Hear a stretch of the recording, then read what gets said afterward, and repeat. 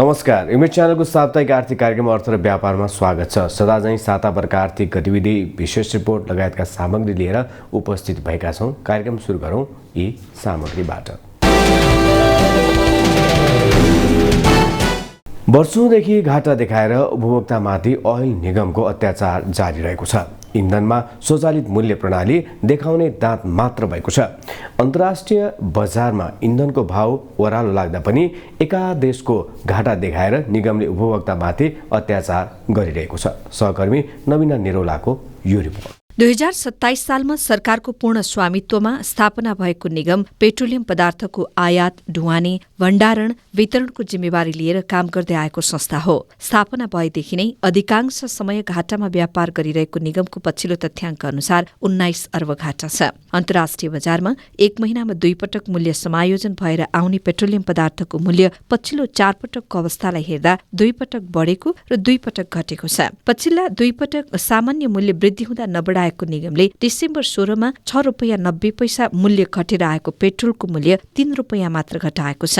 अन्य पेट्रोलियम पदार्थको मूल्य पनि अन्तर्राष्ट्रिय मूल्य अनुसार समायोजन नभई केही प्रतिशत मात्र घटेको छ। मूल्यको पारदर्शिताका लागि 2071 सालदेखि स्वचालित मूल्य प्रणाली कार्यान्वयन कार्यविधि अवलम्बन निगमले गरेको थियो, जसले प्रचलित बजारको 2% सम्म मूल्य समायोजन गर्न सक्ने अधिकार दिएको थियो। सोही प्रणाली अनुसार निगम 2077-78 साल नाफामै रहे पनि त्यसपछिका कारोबार भने निरन्तर घाटाकै छन्। पछिल्लो समय यसबाट उपभोक्तामा पनि निगमप्रतिको विश्वास कम हुँदै गएको छ। पारदर्शी रूपमा मूल्य समायोजन गर्न नसकेको आरोप खेप्दै आएको निगमको स्वचालित मूल्य प्रणाली पूर्ण रूपमा कार्यान्वयन गर्न नसक्ने बाध्यता चाहिँ के छ त? अनप्रेडिक्टेबल तरिकाले चाहिँ तेलको मूल्य बढेर आउन थाल्यो।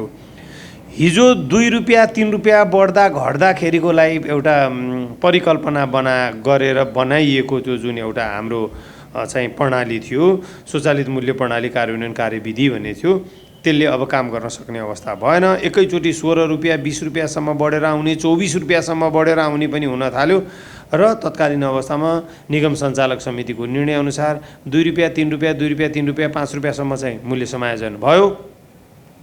त्यो तर जति बढेर आउँदाखेरि त्यो अनुपातमा समायोजन गर्न नसकेको कारणले गर्दाखेरि अब यो स्वचालित मूल्य प्रणालीले चाहिँ खासै काम गर्न सकेन। 7 अर्ब सरकारको ऋण रहेको बताउँदै आएको निगमले अहिलेको अवस्थामा जति मूल्य घटेर आयो सोही अनुसार घटाउन नसक्ने बाध्यता पनि निरन्तरको घाटा नै रहेको दावी गर्दै आएको छ। सधैँ घाटाको व्यापार गर्ने रोगबाट मुक्त हुने उपायबाट ऊ अझै टाढा देखिन्छ।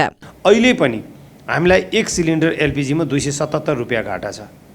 तर त्यो एलपीजीको घाटा हामीले केबाट मेकअप गरिरहेछौँ भन्दाखेरि पेट्रोल र डिजल अथवा पेट्रोल र हवाई इन्धनमा हुने केही मुनाफा छ, त्यो मुनाफाबाट हामीले यसलाई मेकअप गरिरहेछौँ। नेपालमा सरकारी स्वामित्वमा रहेका संस्था सुक्दै जाने प्रवृत्ति भने हालको निगमको मात्र समस्या होइन। यस्ता दर्जनौं उदाहरण सरकार संरक्षित उद्योग धन्दाले दिइरहेका छन्। त्यही लाइनमा रहेको निगमले कहिले नाफा कमाउला र स्वचालित मूल्य प्रणाली सहज रूपमा सञ्चालन हुने हो, यसको भने निश्चित हुन लामै समय कुर्नुपर्ने देखिएको छ। दर्जन बढी भारतीय औषधि उत्पादक कम्पनीले WTOको गुड म्यानुफ्याक्चरिङ प्र्याक्टिस पालना नगरेको पाइएको छ। उत्पादनको बिक्रीमा भने बन्देज लगाउनुपर्ने नदेखेको औषधि व्यवस्था विभागले प्रश्न पारेको छ। दर्जन बढी भारतीय औषधि उत्पादक कम्पनीले GMP गुड म्यानुफ्याक्चरिङ प्र्याक्टिस पालना नगरेका पाइएको छ। औषधि व्यवस्था विभागले विश्व स्वास्थ्य संगठनको GMP गुड म्यानुफ्याक्चरिङ प्र्याक्टिस पालना नगरेका 16 वटा भारतीय औषधि उत्पादक कम्पनीहरूको सूची सार्वजनिक गर्दै GMP पालना गर्न सचेत गराएको हो। विभागले विदेशी उद्योगहरूको GMP पालना सम्बन्धी निरीक्षण गर्दा यी कम्पनीले पालना नगरेको पाइएको जनाएको छ। यस्तो नियम पालना नगर्नेमा बाबा रामदेवको आयुर्वेदिक औषधि उत्पादक कम्पनी दिव्य फार्मेसी समेत परेको छ। विभागले हाललाई ती कम्पनीका उत्पादनहरूको बिक्री वितरणमा भने कुनै बन्देज लगाएको छैन। कम्पनीहरूले प्रमाणपत्र बुझाएको आधारमा अनुगमन मात्रै गरिएको र यसमा त्रुटि देखेकाले कम्पनीलाई जानकारी गराइएको बताइएको छ। उनीहरूले यसलाई सच्याएर पुनः प्रमाणीकरणका लागि निवेदन दिन सक्ने विभागले जनाएको छ। यसैका आधारमा अहिले नै कुनै कम्पनीको उत्पादनमाथि रोक लगाउनुपर्ने अवस्था भने नरहेको विभागको भनाइ छ। सरकारले समयमै उखुको मूल्य नतोक्दा किसान उधारोमा उखु बेच्न बाध्य बनेका छन्। हिउँदे बाली लगाउन ढिलो भएकाले बिना मूल्य उखु क्रसिङ गर्नु परेको उनीहरूको गुनासो छ।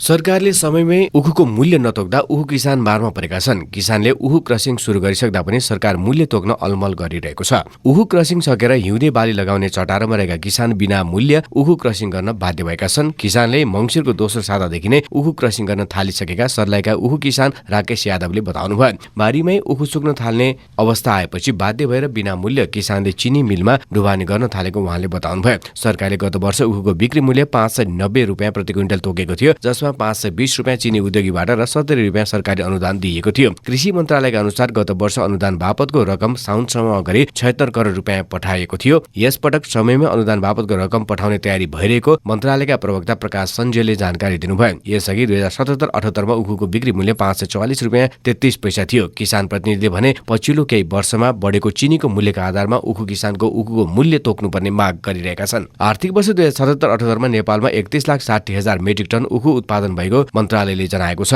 नेपाल उखु उत्पादक महासंघका अध्यक्ष कपिलमुनि मैनालीले बारीमै उखु सुक्ने अवस्था आएपछि बाध्य भएर मूल्य तोकिनु अगावै उखु क्रसिङका लागि ढुवानी गर्न बाध्य भएको गुनासो गर्नुभयो। चिनी उद्योगबाट उखु पेल्न हतार भएको भन्दै दबाव आएको अवस्थामा हतारिएर क्रसिङ गरेको उहाँको भनाइ छ। पछिल्लो समय सिन्धुलीमा निर्माण भइरहेको सुनकोशी मरिन डाइभर्जनको सुरुङ निर्माणले तीव्रता लिएको छ। कुनै भौगर्भिक समस्या नआए तोकिएको समय 5 वर्षमै सुरुङ निर्माण सम्पन्न हुने आयोजनाले जनाएको छ। सिन्धुलीमा निर्माण भइरहेको सुनकोशी मरिन डाइभर्जन बहुद्देश्य आयोजनाको सुरुङ निर्माण कार्य तीव्र रूपमा भइरहेको छ। सुरुङ निर्माणका लागि टनल बोरिङ मसिन टिभीएमले कमलामाई नगरपालिकाको कुसुमटारबाट 1600 मिटर कटिङ गरेको छ। कुनै भौगर्भिक समस्या नआए तोकिएको समयमै सुरुङ निर्माण सम्पन्न हुने आयोजनाले जनाएको छ। चाइना ओभरसिज इन्जिनियरिङ कोभेकले टनल बोरिङ मसिनबाट सुरुङ खन्ने काम गरिरहेको छ भने कन्सल्टेन्टमा जेड कन्सल्ट प्राली रहेको छ। सुनकोशी मरिन डाइभर्जन बहुद्देश्य आयोजनाले 22 महिनामा टनल खनिसक्ने लक्ष्य लिएको छ। 13.3 किलोमिटर सुरुङ खनेर सुनकोशी गाउँपालिकाको कानढुङ्ग्रे नजिक सुनकोशी नदीमा निकालिनेछ। गत असोज 28 गतेबाट आयोजनाको सुरुङ खन्ने काम सुरु भएको हो। 5.5 डायमिटर पानी बग्ने भाग रहने गरी 6.6 डायमिटरको सुरुङ खनिएको छ। 12 मिटर उचाइको बाँध निर्माण गरी सुनकोशी नदीको पानी सुरुङ मार्फत प्रति सेकेन्ड 67 क्युसेक पानी कमलामाई नगरपालिका 2 कुसुमटार स्थित मरिन खोलामा खसालिनेछ भने आयोजनाबाट 31 मेगावाट विद्युत उत्पादन गरिनेछ। सुनकोशी मरिन आयोजनाको निर्माण अवधि 5 वर्ष रहेको छ। बहुद्देश्य आयोजनाको मुख्य उद्देश्य विद्युत उत्पादनसँगै तराईका जिल्लाहरू बारा, रौतहट, धनुषा, महोत्तरी र सर्लाहीमा 1,22,000 हेक्टर क्षेत्रमा सिँचाइ सुविधा पुर्याउनेछ।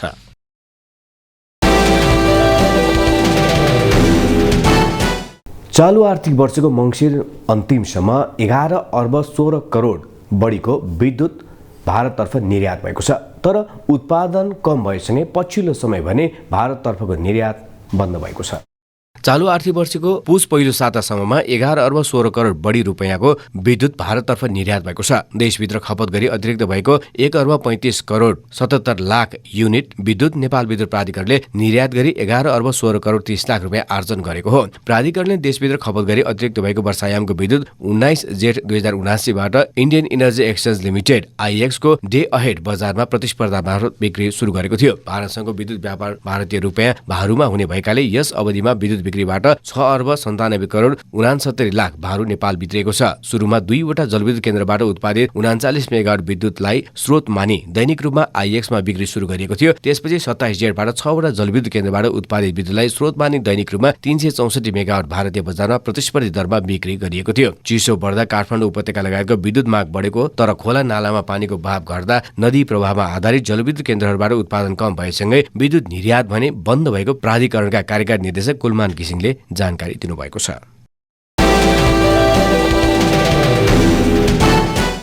संशोधित नियमावली अनुसार वस्तु निर्यात गर्दा अनुदान दिने प्रक्रिया अगाडि बढाउन राष्ट्र बैंकले निर्देशन दिएको छ। निर्यात गर्ने उद्योगले शोध भर्नाबाट अनुदान पाउने भएका छन्।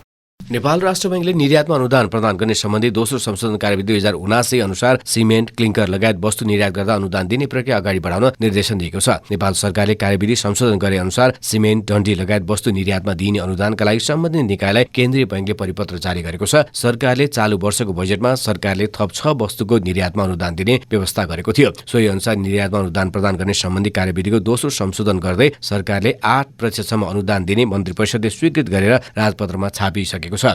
कार्यविधि अनुसार निर्यात गर्ने उद्योगले शोध भर्नाबाट निर्यात अनुदान रकम प्राप्त गर्नेछन्। यसअघि कागजात पुर्याएर निवेदन स्वीकृत भएको 7 दिनभित्र रकम प्राप्त गर्ने व्यवस्था रहेकोमा अब भने अनुदान पाउन 15 दिन लाग्ने भएको छ। अनुदान भुक्तानीका लागि नेपाल सरकारले राष्ट्र बैंकलाई रकम उपलब्ध गराउनेछ।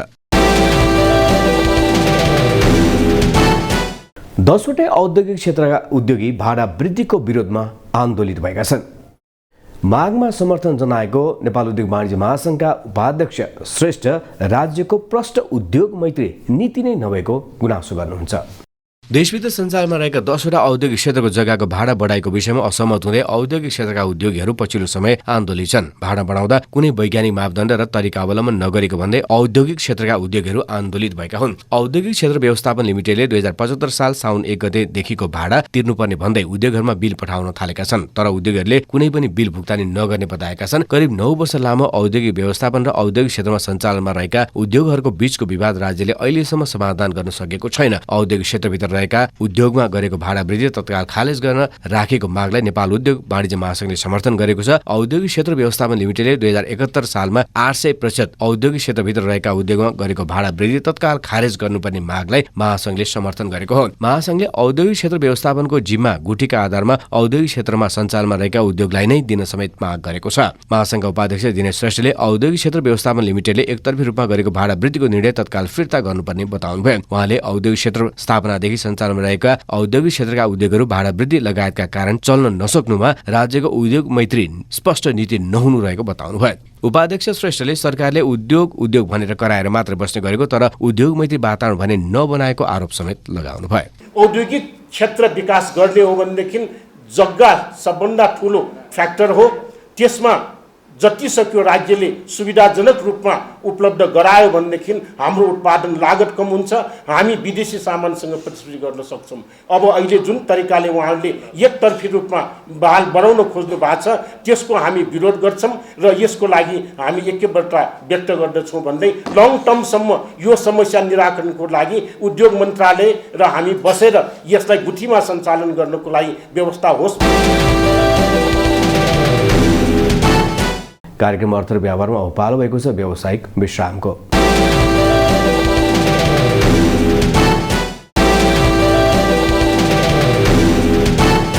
विश्रामपछि पुनः स्वागत छ कार्यक्रम अर्थ र व्यापारमा। अब साताभरका प्रमुख आर्थिक गतिविधि।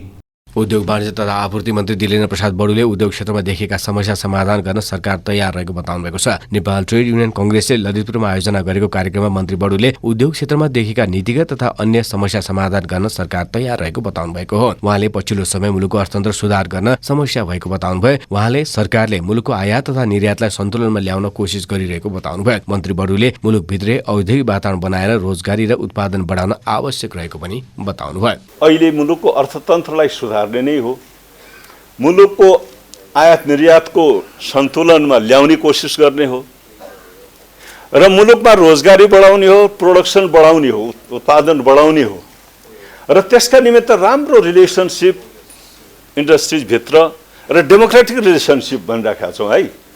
त्यसरी हामी जानका निमित्त सरकार तयार छ। मन्त्री बडुले पछिल्लो समय नेपालमा आन्तरिक तथा वैदेशिक लगानी कम मात्रामा आएको भन्दै चिन्ता व्यक्त गर्नुभयो। कोभिडका कारण थला परेको विश्व अर्थतन्त्र सामान्य अवस्थामा फर्कन नपाउँदै रुस युक्रेन युद्धको शिकार बन्न पुग्यो। बिस्तारै तग्रिन थालेको हाम्रो मुलुक पनि युद्धको प्रभावले महँगी र ब्याङ्कको बढ्दो ब्याज दरको चपेटामा पर्न पुग्यो। आयातमा निर्भर नेपाली अर्थतन्त्रमा यसको प्रत्यक्ष असर परिरहेको छ। अर्थतन्त्रलाई सामान्य अवस्थामा ल्याउन सरकारले गरेका प्रयास आंशिक रूपमा सफल भए पनि अझै प्रभावकारी बन्न सकेको छैन। ब्याजदर वृद्धिको विरोध गर्दै आएका व्यवसायीले अहिलेसम्म पनि कोभिड महामारीमा प्राप्त गरेको सहुलियतपूर्ण कर्जा अन्तर्गत 2 खर्ब 10 अर्ब 12 करोड बक्यौता तिर्न बाँकी छ। उक्त समयमा सरकारले 2% ब्याज दरमा उपलब्ध गराएको कर्जा मध्ये कृषि तथा पशुपक्षी व्यवसायतर्फ 1 खर्ब 38 अर्ब 69 करोड, महिला उद्यमशीलता कर्जातर्फ 68 अर्ब 5 करोड र अन्य शीर्षकमा 3 अर्ब 37 करोड बक्यौता रहेको राष्ट्र बैंकले जनाएको छ। कोभिड प्रभावित पर्यटन र घरेलु तथा मझौला उद्यम क्षेत्रको व्यवसाय निरन्तरतामा सहयोग पुर्याउन र ती क्षेत्रका श्रमिक तथा कर्मचारीको पारिश्रमिक भुक्तानीका लागि प्रभाव भएको कर्जा मध्ये 85 करोड 94 लाख उठ्न बाँकी रहेको पनि केन्द्रीय बैंकको तथ्याङ्कमा उल्लेख छ। यसैबीच चालु आर्थिक वर्षको कार्तिक मसान्तमा वाणिज्य बैंकहरूले सहुलियतपूर्ण कर्जा अन्तर्गत 1 खर्ब 2 अर्ब 60 करोड लगानी गरेका राष्ट्र बैंकले जनाएको छ। प्रदेशका पर्यटकीय क्षेत्रलाई अन्तर्राष्ट्रिय जगतमा पहिचान, प्रचार प्रसार, जनशक्ति उत्पादन र दक्षता अभिवृद्धि गर्ने उद्देश्यले लुम्बिनी प्रदेशको पर्यटन विकास परिषद र नेपाल पर्यटन तथा होटल व्यवस्थापन प्रतिष्ठान नाथमबीच सम्झौता भएको छ। नाथमका कार्यकारी निर्देशक राजेश उप्रेती र परिषदका कार्यकारी निर्देशक रामु जोशीबीच सम्झौता पत्रमा हस्ताक्षर भएको हो। परिषदले आफ्नो वार्षिक कार्यक्रम अन्तर्गत पर्यटकीय गन्तव्यहरूको पहिचान, प्रचार प्रसार, प्रवर्धन, पर्यटन बजार व्यवस्थापनका साथै क्षमता विकासका कार्यक्रमहरू चलाउँदै आएको छ। लुम्बिनी प्रदेशका पर्यटन व्यवसायहरूको मागलाई ध्यानमा राखेर आवश्यक तालिम र पाठ्यक्रम तयार गरी सञ्चालन गर्ने तयारीमा रहेको परिषदका कार्यकारी निर्देशक जोशीले बताउनुभयो। नाथम र परिषदबाट व्यवसाय गुणस्तर विधि, स्थानीय रूपमा उत्पादित रहिथाने खानाको ब्रान्डिङ तथा समग्र पर्यटन विकासको प्रवर्धनका निम्ति प्रदेशभर अध्ययन र अनुसन्धानको कार्य समेत गर्ने गरी सम्झौता भएको उहाँको भनाइ छ। पुष महिनामा रूपन्देही, बर्दिया, बाँके र पाल्पा जिल्लामा पर्यटन व्यवसायलाई लक्षित गरी तालिम सञ्चालन गर्ने तथा थप कार्यक्रमहरू तय भएको जोशीले बताउनुभयो। प्रदेशमा आवश्यक जनशक्तिको पहिचान र दक्षता अभिवृद्धि र स्थानीय रोजगार उत्पादनमा विशेष जोड दिने उहाँको भनाइ छ। श्रम, रोजगार तथा सामाजिक सुरक्षा मन्त्री शेरबहादुर कुँवरले नेपाली श्रमिकहरूले विदेशमा गएर भोग्नु परेका समस्यालाई सरकारले गम्भीर रूपमा लिएको बताउनु भएको छ। अन्तर्राष्ट्रिय आप्रवासी श्रमिक दिवसका अवसरमा आयोजित नेपाल आप्रवासन प्रतिवेदन 2022 सार्वजनिक कार्यक्रममा उहाँले सरकारले नेपाली श्रमिकले भोग्नु परेका समस्यालाई समाधान र सहज बनाउने विषयमा गम्भीर भएर काम गरिरहेको दावी गर्नुभयो। हामीले हाम्रा श्रमिकहरूका हक र अधिकारहरूलाई स्थापित कसरी गर्ने? हामीले श्रमिकहरू त पठाएका छौँ। आप्रवासनमा रहेका श्रमिकहरूले अनेक खालका कष्ट र दुःख त झेलिरहनु भएको छ र उहाँहरूका ती दुःख र कष्टमा मलम लगाउने गरी सरकारले लिने नीति तय गरिनुपर्छ। त्यसकारण हाम्रो सरकारले, नेपाल सरकारले अहिले वैदेशिक श्रमिकको हकमा अथवा आप्रवासनमा रहेकाहरूको हकमा मर्यादित र व्यवस्थित कसरी गर्ने भन्ने कुरालाई विशेष ध्यान दिएको छ। यस्तै श्रम सचिव एकनारायण अर्यालले 2065 सालदेखि अहिलेसम्म 13,000 आप्रवासी नेपाली श्रमिकले काम गर्न जाने देशमा ज्यान गुमाइसकेको बताउनुभयो। उहाँले विदेशमा काम गर्ने क्रममा अङ्गभङ्ग भएर करिब 13,000 भन्दा बढी नेपाली श्रमिक फर्कनुपर्ने अवस्था रहेको बताउनुभयो। 10,000 भन्दा बढी अहिले 65 देखि अहिलेसम्मको चाहिँ नि डेटा हामीले हेर्यो भने करिब 13,000 को हाराहारीमा चाहिँ नि हाम्रो आप्रवासित कामदारहरूले त्यो मुलुकमा काम गर्दाखेरि ज्यान गुमाइराख्नुपर्ने अवस्था छ। त्यस्तै चाहिँ त्यही रेसियोमा करिब 300 देखि 400 जना मान्छेहरू चाहिँ यो चाहिँ किनभने ट्रेन्ड चाहिँ बढ्दै भएको हिसाबमा चाहिँ त्यहाँ अङ्गभङ्ग हुने, घाइते हुने र चाहिँ नि काम गर्न नसक्ने अवस्थामा चाहिँ नेपालमा फर्किने बाध्यता छ एकातिर। अर्को चाहिँ नि मान्छे श्रीमान अथवा श्रीमती बाहिर चाहिँ नि रोजगारीमा जाँदाखेरि यहाँ चाहिँ नि आफ्नो चाहिँ परिवारमा चाहिँ नि हैन त्यो विभिन्न खालका चाहिँ नि सामाजिक विकृतिहरू लिएर त्यसले समाजमा पार्ने प्रभाव पनि, नकारात्मक प्रभाव पनि एकातिर छ। उहाँले श्रम रोजगार मन्त्रालय खाडी मुलुकमा महिलालाई काम गर्न पठाउने विषयमा गम्भीर रहेको बताउनुभयो। खाडी मुलुकमा महिला कामदार पठाउँदा धेरै दुःख भोग्नु परेको उहाँको तर्क थियो। हवस् त आजलाई कार्यक्रम अर्थ व्यापारमा यति नै। अर्को साता विविध प्रस्तुति सहित उपस्थित हुने नै छौँ। इमेज च्यानल हेर्दै गर्नुहोला। नमस्कार।